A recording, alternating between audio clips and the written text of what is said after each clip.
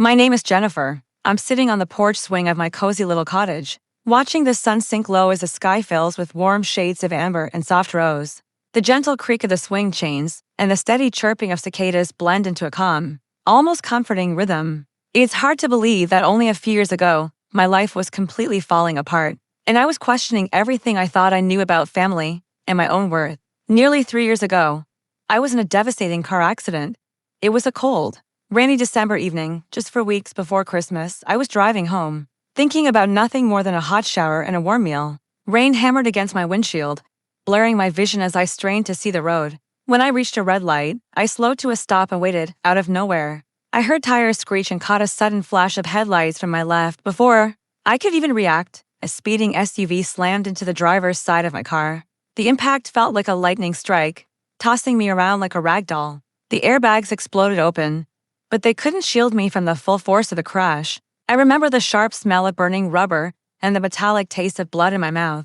Then everything went dark. When I woke up, I was in the hospital. The steady beeping of machines and the clean, antiseptic smell told me exactly where I was. A nurse noticed my eyes open and rushed to get the doctor. He explained that I had a compound fracture in my femur and would need surgery, followed by months of painful physical therapy. I was crushed. Just 2 days earlier, my life had felt perfect. I was engaged to my high school sweetheart, Ethan, and we were planning a summer wedding along the Columbia River. I had a promising job as a graphic designer at a well-known agency, and I loved my small apartment overlooking the city. On the third day, my parents, Linda and Tom, and my younger sister, Lily, came to visit.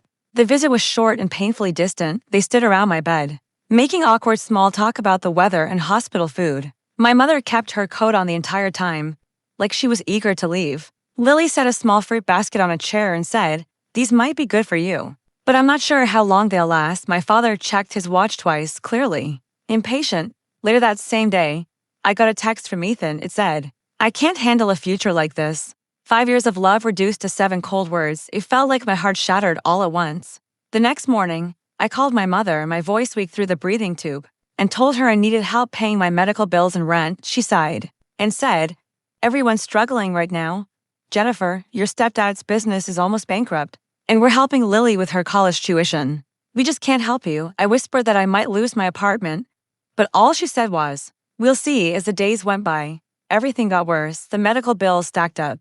My savings disappeared, and soon I received an eviction notice. I had nowhere to go. Packing my belongings with a broken leg was nearly impossible. My so-called friends offered sympathy but no real help. I ended up sleeping in a rental car behind my old gym, shivering in the cold as the rain never seemed to stop. I used gas station bathrooms to brush my teeth and wash my face, feeling humiliated with every step. I skipped physical therapy because I couldn't afford it, knowing that without proper treatment, I might limp forever. One day, while trying to reach a public restroom in the park, I slipped on the wet pavement and crashed to the ground. The pain was so intense I could barely breathe, and I couldn't get up. Just when I felt completely hopeless, a park janitor named Mr. Thompson found me. He called an ambulance and stayed by my side until the paramedics arrived. Back in the hospital, I was surprised by a visit from my former art history professor, Dr. Harris. He was a gentle man with bright white hair and a warm, reassuring smile. He explained that Mr. Thompson was his neighbor and had told him about what had happened to me. Dr. Harris offered me a place to stay in the loft above his garage until I could get back on my feet. At first, my pride made me hesitate, but I knew I didn't have another option. Living in the loft wasn't easy.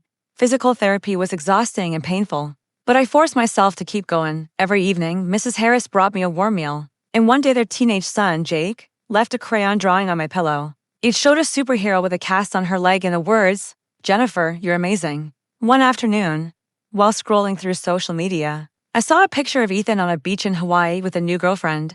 When I confronted my only remaining friend, Sarah, she admitted he'd been seeing her even before my accident. It hurt deeply, but it also gave me clarity. I finally understood that both my family and Ethan had only supported me when it was easy for them. Determined to rebuild my life, I started taking free online web design courses. With my background in graphic design, I picked it up quickly. My first paid job was designing a logo for a local cafe. Slowly, I built a steady stream of clients. Thanks to Dr. Harris recommending me, more work came in, and I could finally afford to continue physical therapy. 6 months after the accident, I received a wedding invitation from Lily in a voicemail. My mother said everyone was asking about me and that it would look bad if I didn't show up. I declined politely without explaining myself. A few days later, I saw messages in the family group chat calling me selfish and saying they were better off without me. This time, instead of pain, I felt free. 3 days later, I landed an interview at a well-known media company.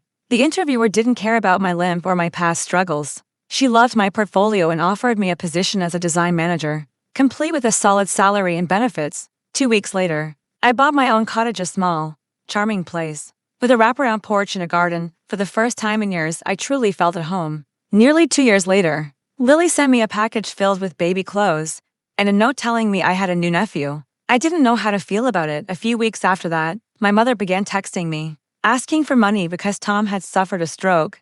When she eventually showed up at my doorstep, dressed in her best clothes, I confronted her. I told her exactly how it felt to be abandoned by my own family when I needed them most. She tried to explain and make excuses, but I refused to let it go. I chose to take legal steps and filed for a no-contact order against my family.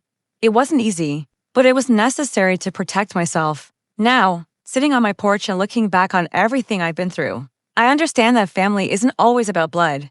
The Harris family gave me the love and support my own never did. I've learned that even in the darkest moments, hope can still exist. I rebuilt my life from nothing, and today, I'm stronger and more resilient than I've ever been. Would you have done the same if you were in my place?